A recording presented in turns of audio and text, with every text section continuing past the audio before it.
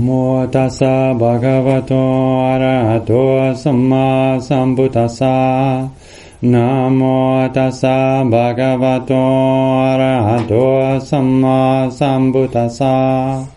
Namo tassa bhagavato arahato samma sambuddhassa.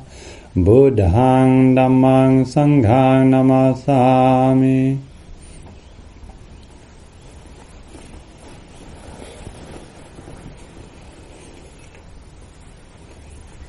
The process of calming the mind is a natural process of cessation.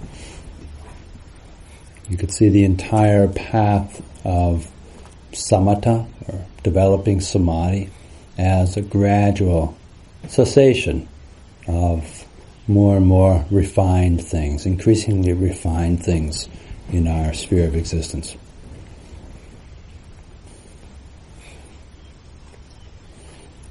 When the Buddha talked about emptiness as a way to develop meditation, he would talk about it in terms of when you're sitting in the forest, then you start to pay attention to the lack of all of the chaos or busyness or noise, all of the duties that one might have back home in the city. And just paying attention to that.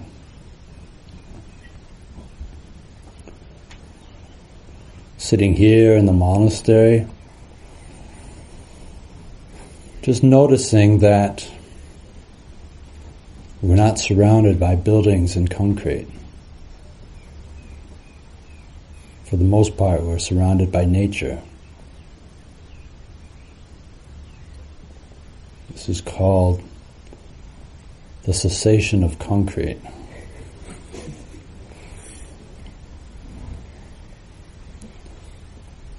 And for this week, notice you don't have to go to work. You don't have to get up early to go to work. You have to get up even earlier to go to the meditation hall. This is called the cessation of sleep.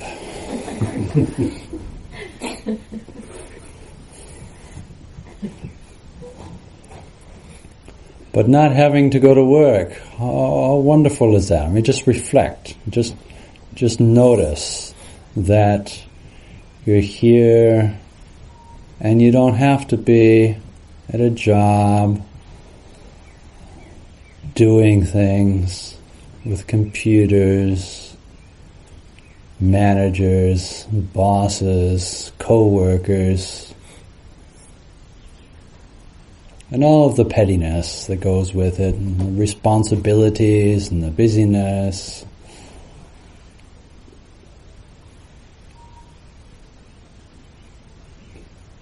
So here we have the cessation of busyness.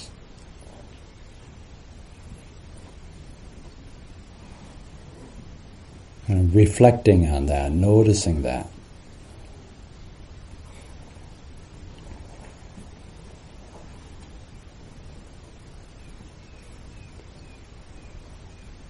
Here in the monastery, during the retreat, you don't have to worry about husbands, wives, boyfriends, girlfriends, parents, children. This is called the cessation of dukkha. All of those relationships, we set them down for a week. And just notice the peace that comes from that.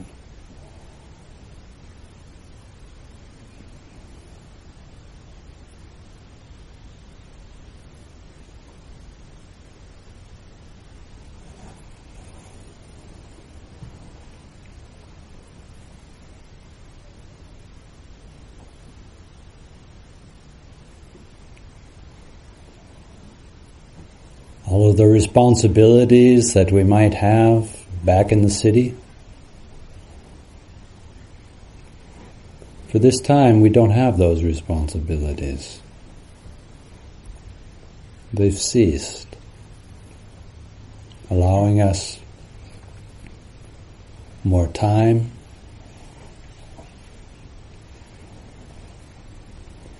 allowing us a certain amount of freedom to devote to meditation. Here we still have sounds, birds, frogs, ducks.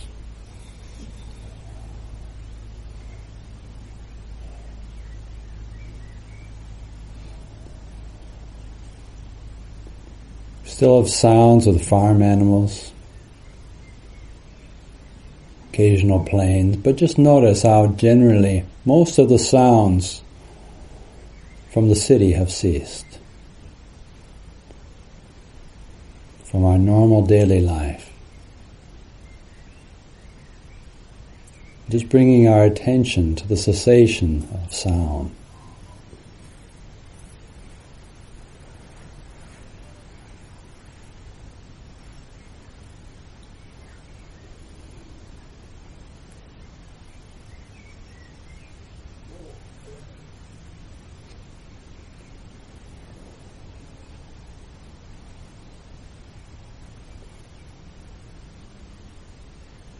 In the city, sometimes we have to move very quickly.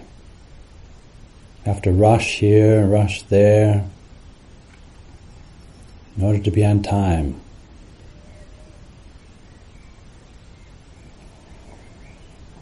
But here, that rushing around can cease. The cessation of a rushing body can cease. We can move slowly, mindfully, awareness established in the body.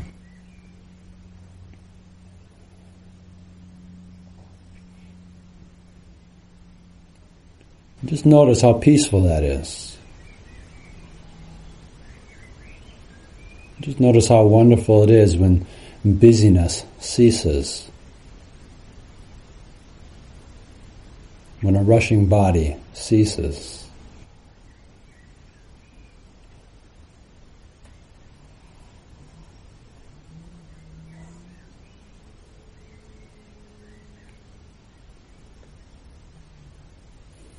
In daily life, we have to speak a lot.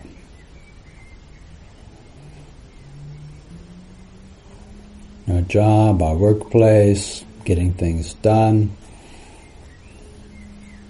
around the dinner table. Maybe we're speaking all day long. Here at the monastery on retreat, we allow that to cease.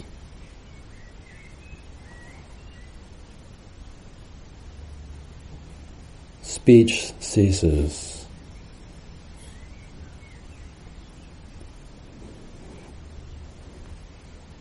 And notice what takes its place when speech ceases.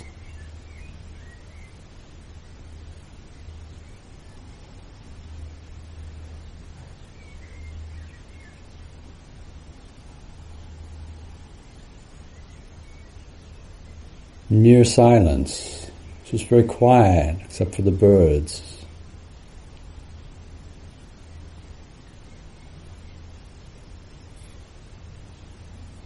Sometimes the sound of the wind.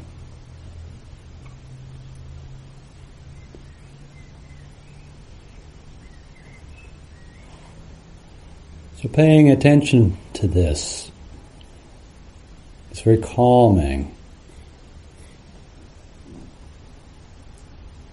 And notice that it can be very pleasant. The absence of agitation.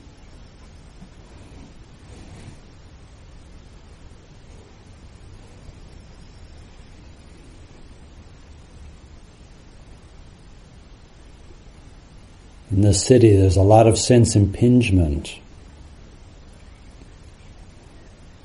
billboards, neon signs, flashing lights,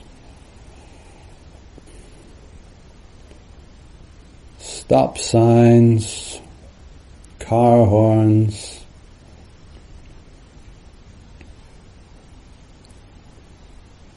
this constant impingement, sights, sounds, trying to grab our attention.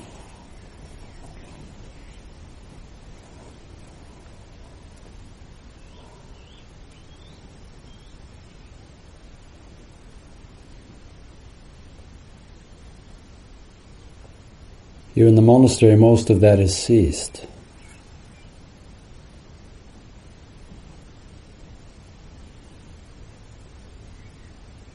And that cessation is pleasant. But you have to attend to it. You turn your attention to noticing what's gone, noticing what has disappeared.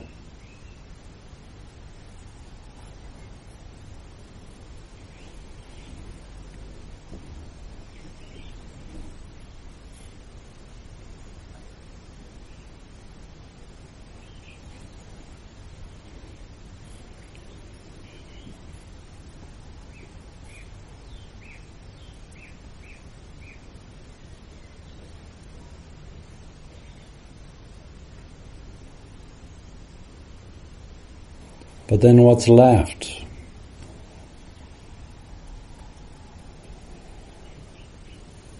Feelings, perceptions, mental formations, consciousness, and a physical organism in various states of comfort and discomfort.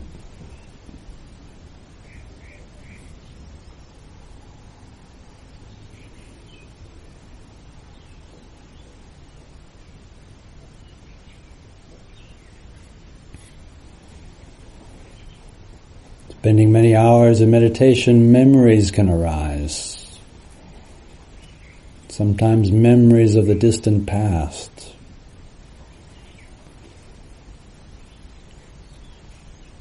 Sometimes interesting memories, sometimes strange or silly or petty memories. Inane memories.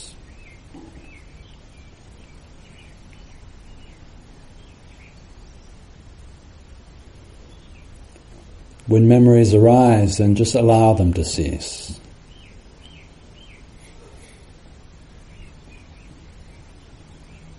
It's natural that they'll come up,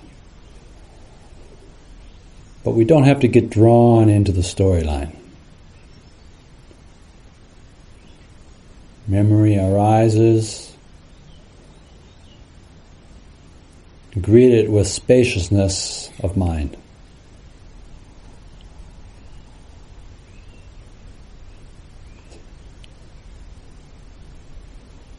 Allow the memory to cease.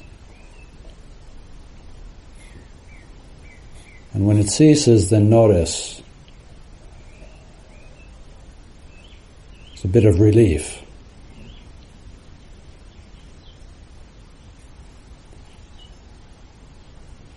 It's a bit of quiet in the mind.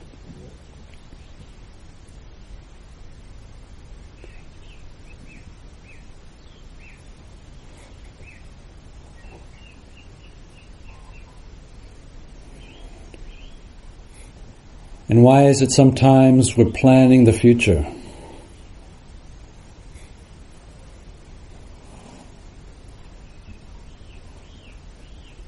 Plans about what we're going to do after the retreat.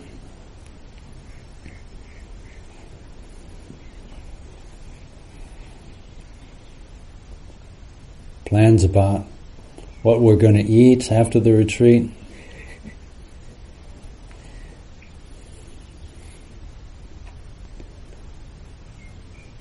Planning how we're going to be diligently meditating every day.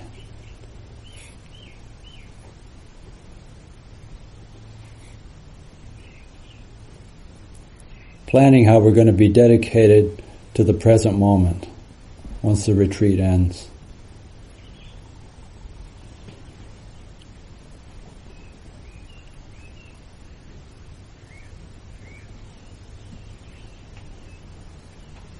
Or maybe planning, well, first I'll go here and travel here, and then I'll meet this person, and then we'll fall in love, and then we'll move into a house and have children, and we're going to name the children this and this, and of course maybe I'll have a boy and a girl, and then we're going to paint the house this color, and then as the children grow up we're going to go on this vacation.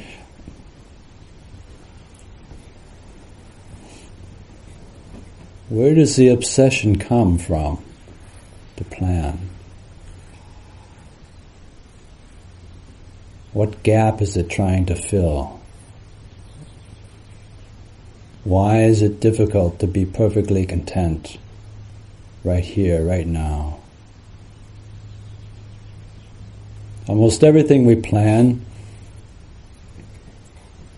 almost none of it will actually come to pass.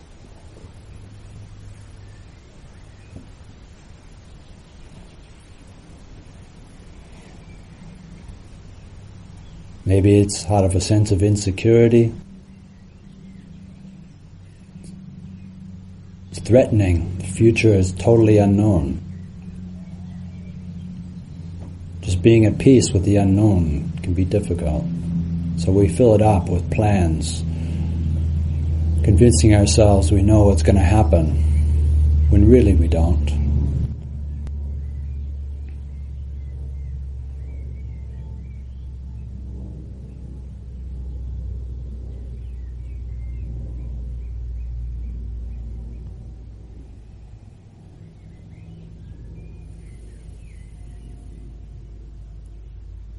What happens when planning ceases? Suddenly we're just here,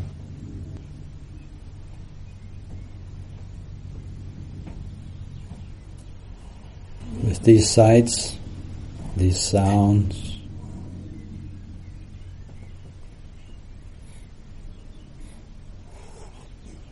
these feelings in the body.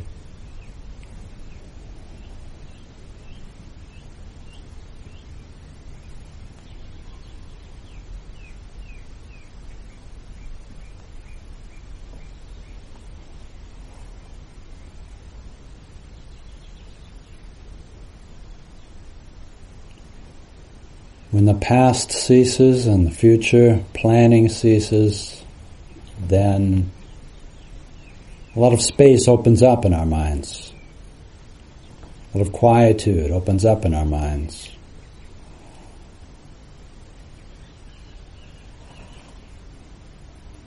It's like it was there all the time, it's just covered up.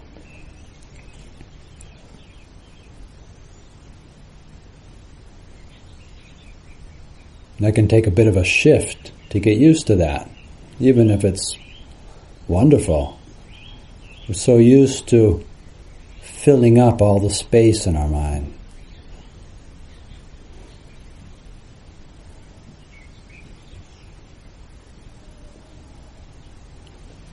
Addiction to stuff.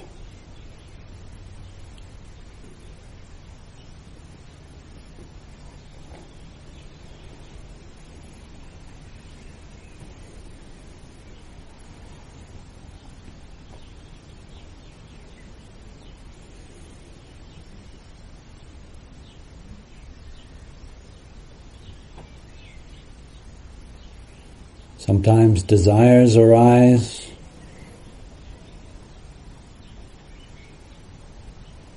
Missing this, wanting that, sense of craving.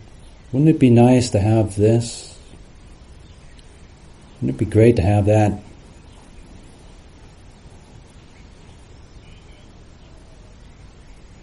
Or just a feeling of, I want something. And I can't go to the refrigerator. I just have to be here with that wanting. But if we're patient with it, if we don't get trailed along with these fantasies, then the wanting ceases.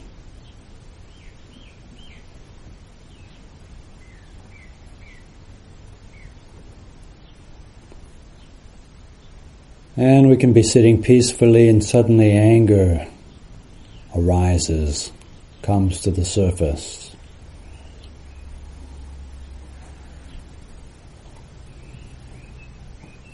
Fueled by a thought.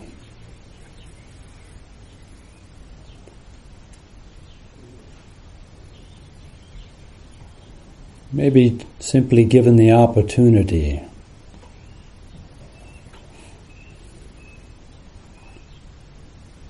When there's space in the mind, then things tend to bubble up. We give them opportunity. Anger, feeling of frustration can arise.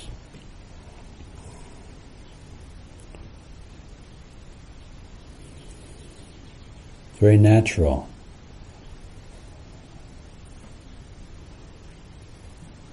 All of us have anger.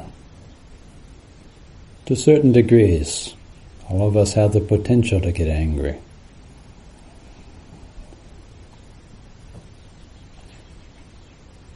But how do we respond when it arises?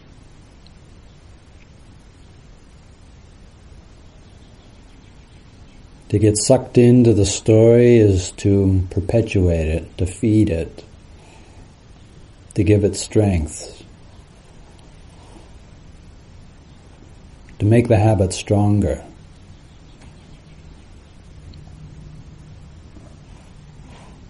So when anger arises, greet it with spaciousness and be patient. And continue to breathe. If anger arises, notice how we might start holding our breath or our breathing pattern changes. We can surround the anger with patience, calm, acceptance, acknowledge its presence. Then anger ceases. And what happens when anger ceases? It's a feeling of relief. Direct attention to that feeling of relief.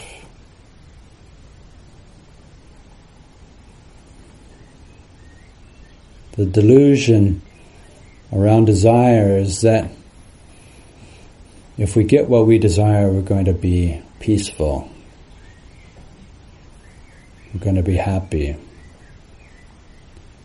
The delusion around anger is that if we're able to express our anger, then we're going to feel relief. But the reality is, when we let go of our desire, then we feel immediate peace. When we let go of our anger, when it ceases, then we feel relief.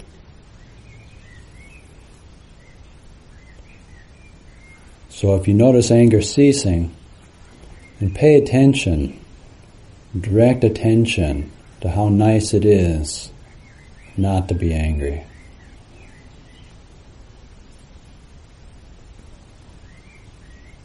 Right now, if you're not feeling angry, and just notice, that's a relief.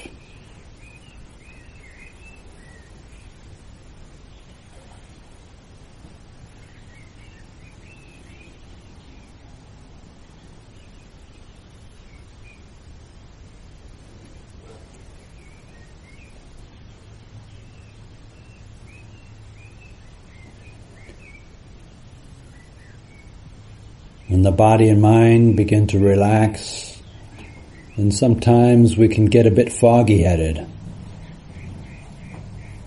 Start to lose the clarity.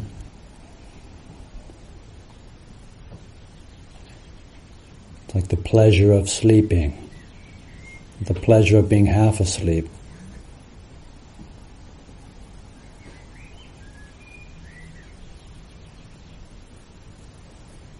The pleasure of only being half conscious.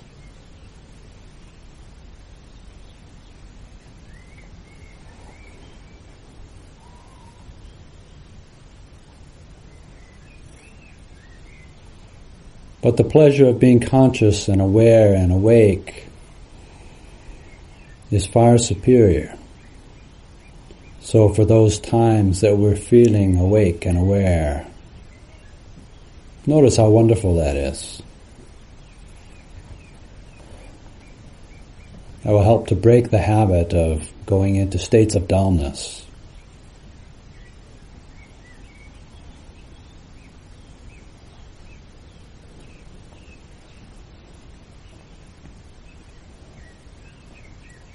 And when the mind is restless,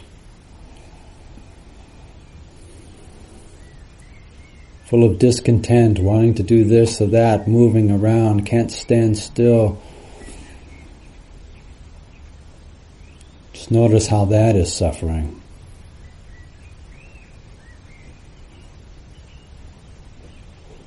You can't force yourself not to be restless, but you can notice that it's unpleasant.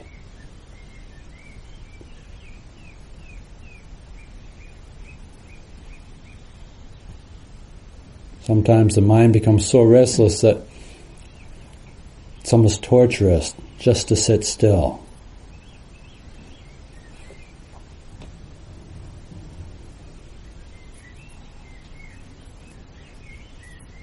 So when that restlessness ceases, notice how wonderful it is. Really pay conscious, close attention. When the mind is no longer restless, it's beautiful.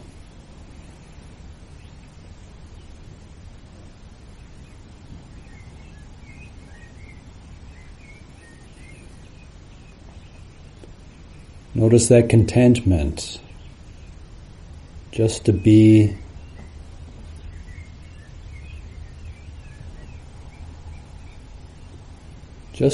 still.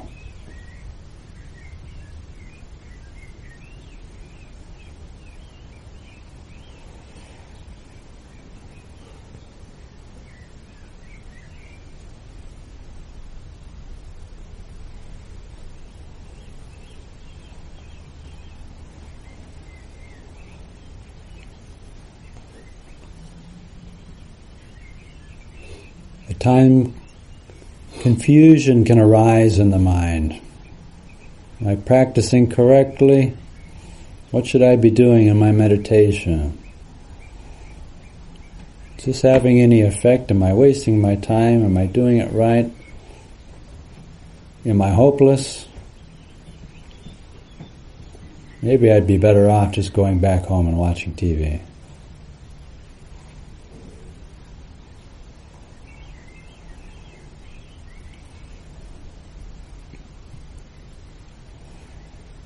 When the mind swirls around in doubt, then it's not peaceful. It's confused. And it's natural that this comes up sometimes.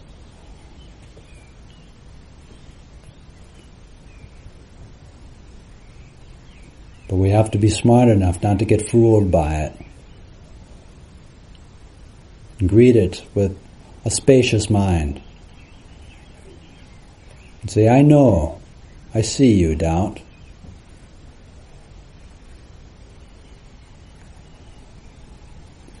And when we know something, then it ceases.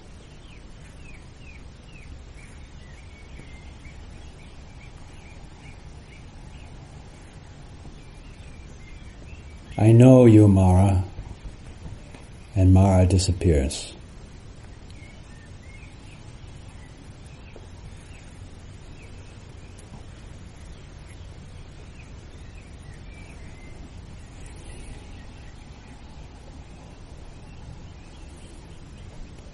When desire and anger and dullness and restlessness and doubt all cease, what's left?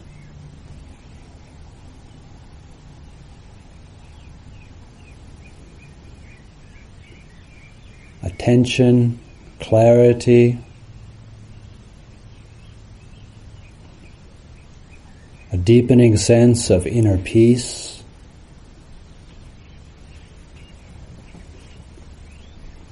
an ability to pay attention to whatever we want to pay attention to, so we can direct it to the breath. Undistracted, breathing in. You can feel the sensations coming in through the nose, maybe the back of the throat, the chest, and the abdomen. And then the air flowing out.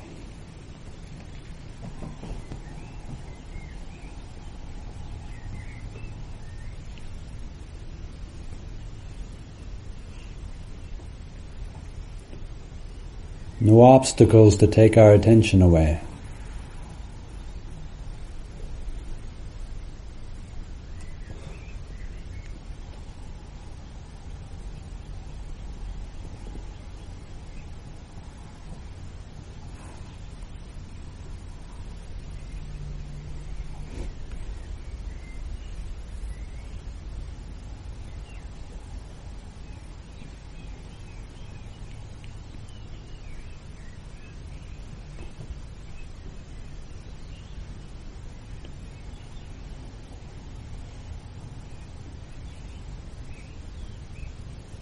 Noticing the sensations of the breath coming into the body and flowing out.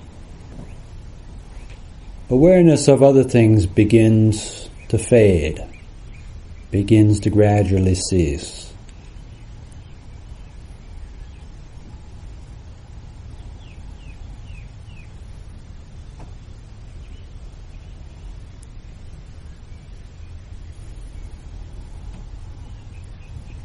Maybe even the beautiful and relaxing sounds of the birds are no longer heard so clearly as we're paying attention to the breath. The sounds fade into the background.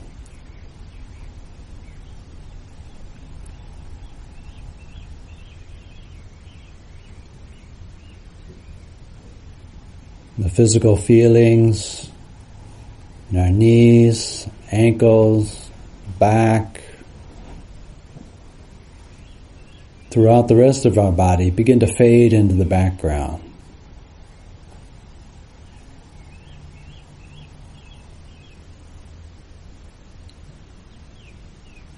As the breath flows in, the body feels light.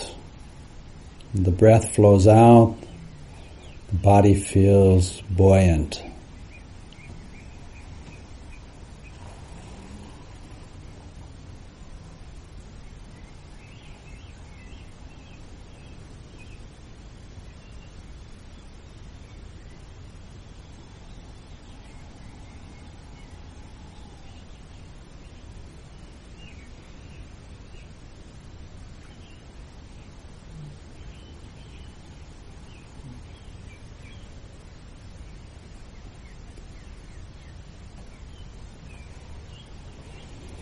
As the body and mind become more relaxed, as mindfulness becomes more continuous,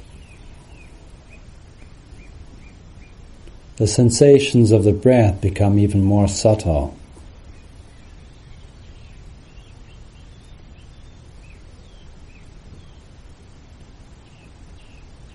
The more gross sensations of a deep, full breath may cease.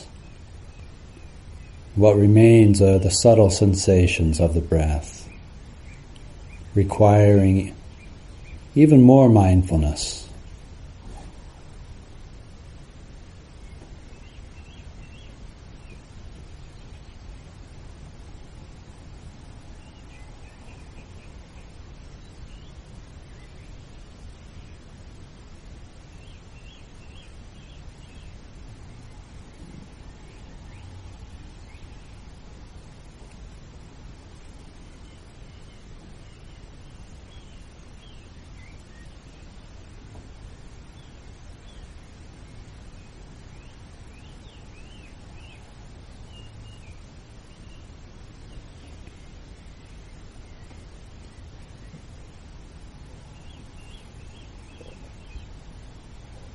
The more of the agitating world that ceases, the more pleasant it becomes.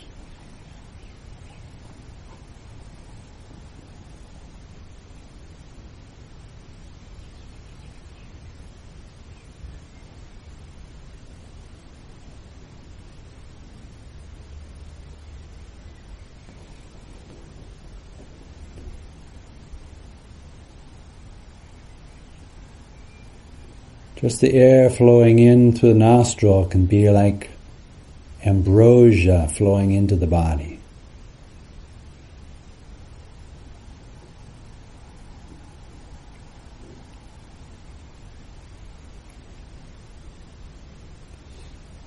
Sweet and cool.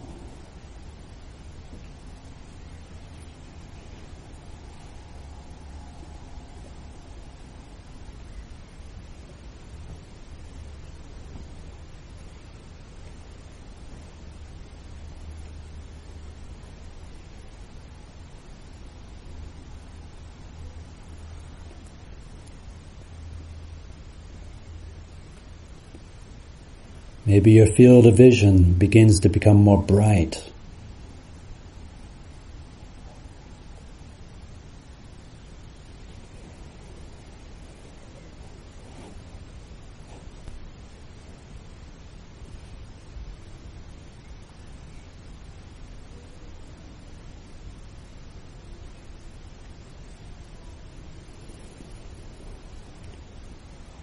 As the rubbish of the mind ceases, the innate brightness of the mind has a chance to shine forth.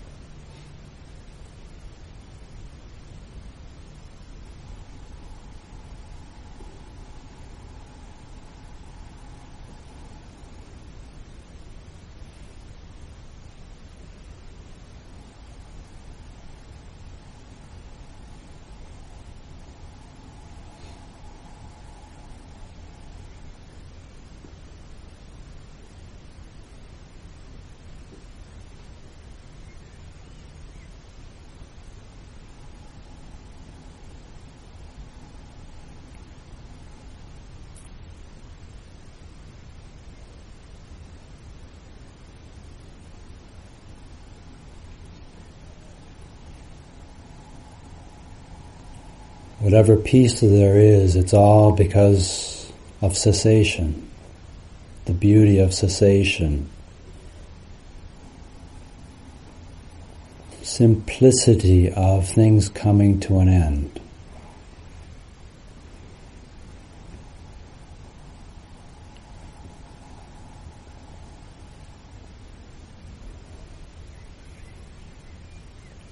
The mind's attention coming closer to unity.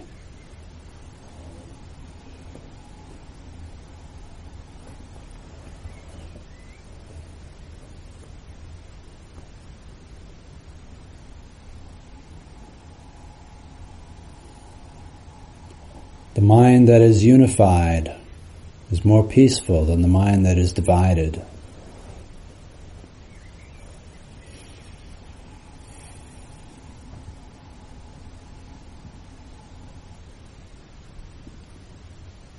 So division ceases.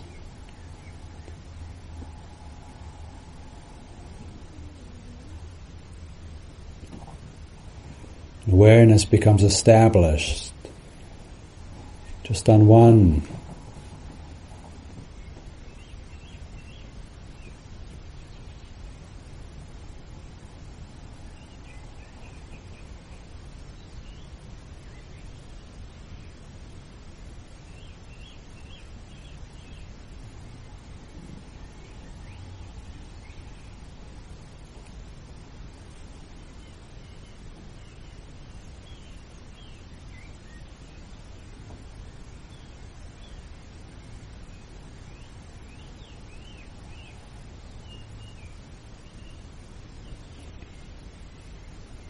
Pay close attention to why that's peaceful. Because so much cessation has taken place.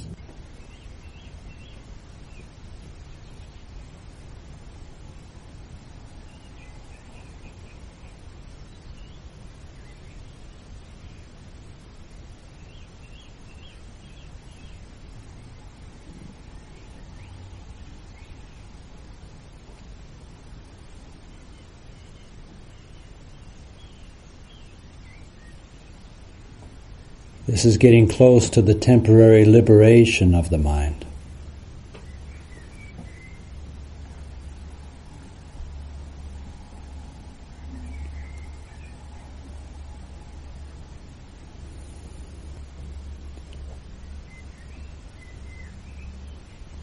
All of the former shackles of the mind have ceased.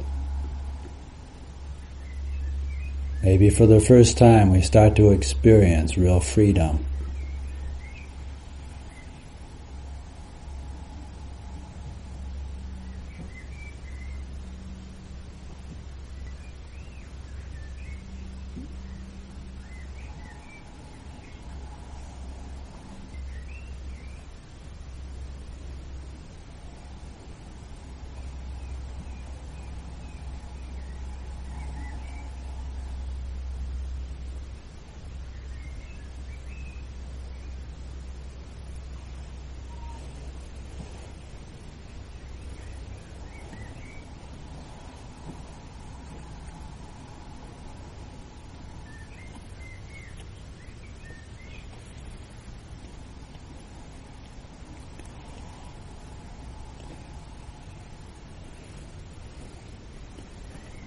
Ajahn Chah said, the more tired you feel, the more refined you have to keep focusing on in every time.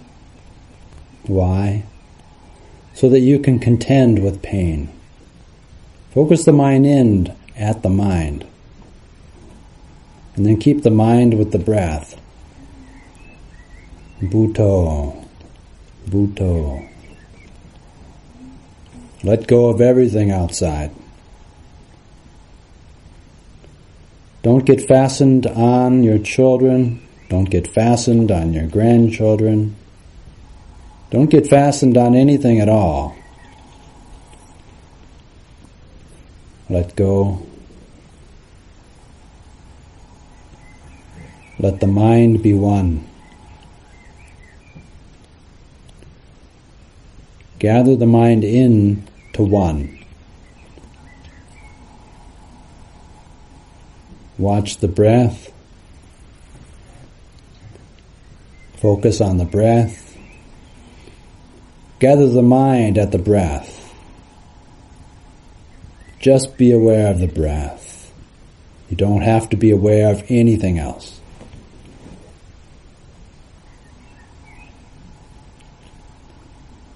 Keep making your awareness more and more refined until it feels very small but extremely awake.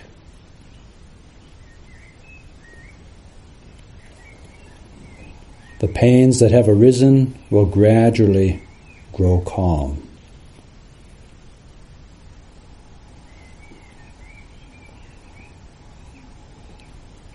We get acquainted with coarse breathing. We get acquainted with refined breathing. As the breathing gets more and more refined, we watch it off.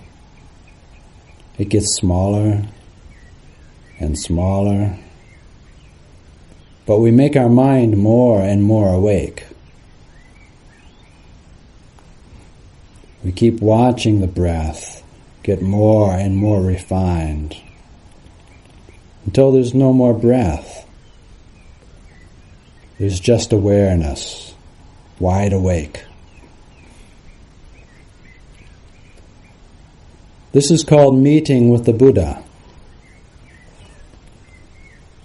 We stay aware, awake.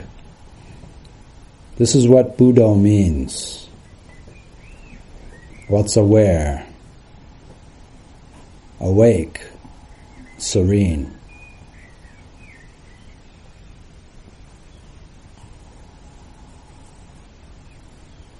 When that's the case, we're living with the Buddha.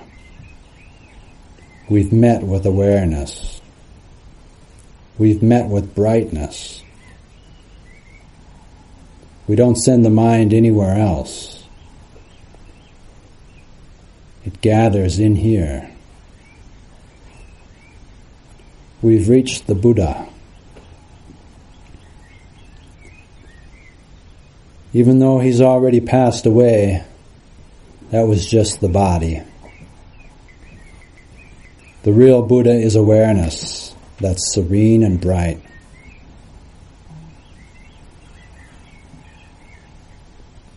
When you meet with this, That's all you have to know. Let everything gather right here.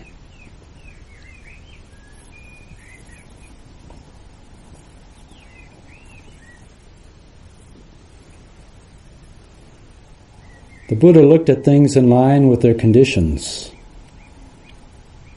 that they simply have to be that way. So let them go. We leave them be. Take your awareness as your refuge. Meditate on the word Bhutto, Bhutto. Even though you're really tired, put your mind with the breath. Take a good long out breath. Take a good long in breath. Take another good long out breath. Focus your mind again if you wander off. Focus on the breath. Bhutto, Bhutto. Let go of everything, leaving just this singular awareness. But don't get deluded, okay? Don't lose track. If a vision or a voice arises in the mind, let it go. Leave it be. You don't need to take hold of anything at all. Just take hold of the awareness.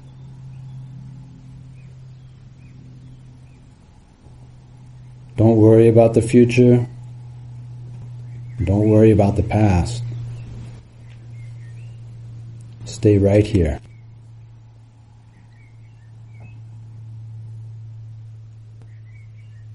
Ultimately, you get so that you can't say that you're going forward.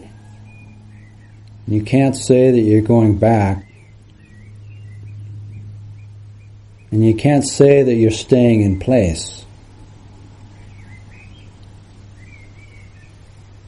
There's nothing to be attached to. Why? Because there's no self there. No you. No yours. It's all gone. This is the Buddha's teaching. He tells us to be all gone in this way. He doesn't have us grab hold of anything. He has us be aware, like this. Aware and letting go.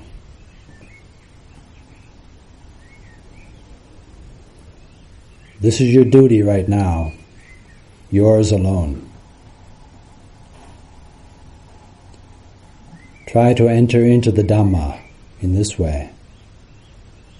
This is the path for gaining release from the round of wandering on.